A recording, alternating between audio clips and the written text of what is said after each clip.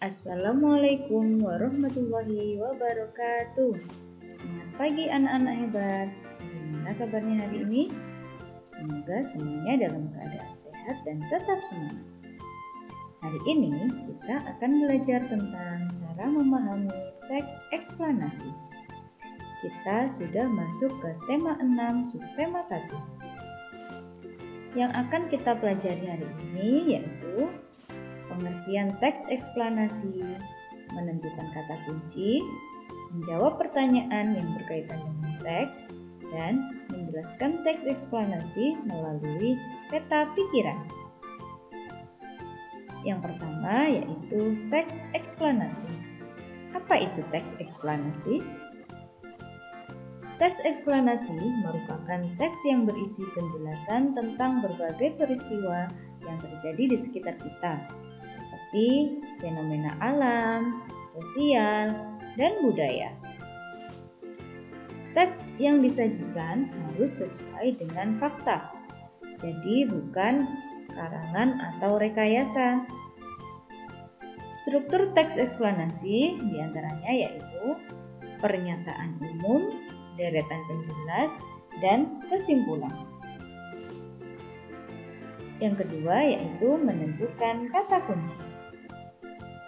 Kata kunci adalah kata-kata yang penting dan sering muncul di dalam teks.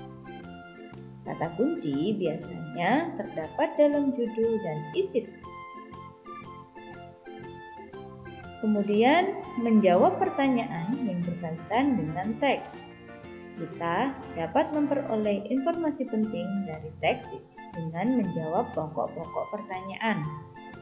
Kata tanya yang bisa digunakan diantaranya yaitu apa, kapan, di mana, siapa, mengapa, dan bagaimana.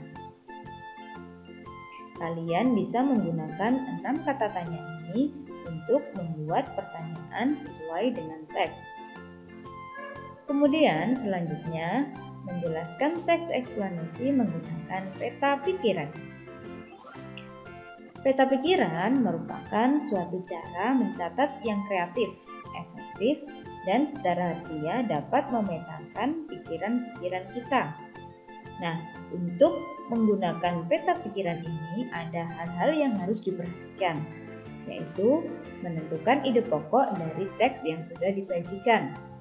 Kemudian, catatlah kalimat penjelas dari ide-ide pokok dalam bentuk poin-poin. Dan setelah itu, ide pokok dan kalimat penjelas tersebut dituliskan ke bagan peta pikiran. Berikut adalah contoh teks eksplanasi.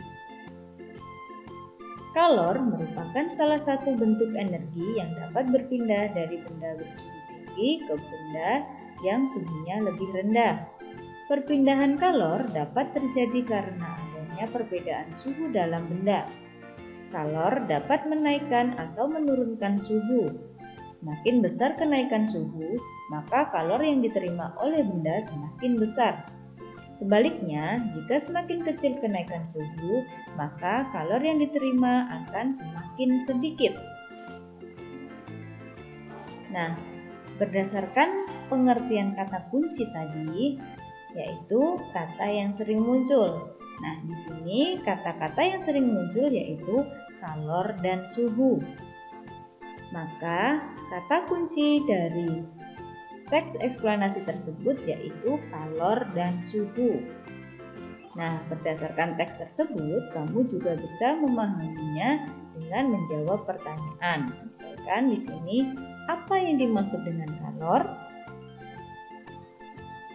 Kalor merupakan salah satu bentuk energi yang dapat berpindah dari benda yang memiliki suhu tinggi ke benda yang suhunya lebih rendah.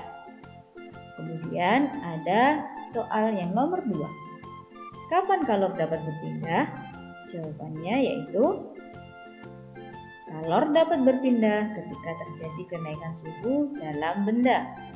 Nah, itu tadi materi tentang teks eksplanasi yang bisa Bunda sampaikan.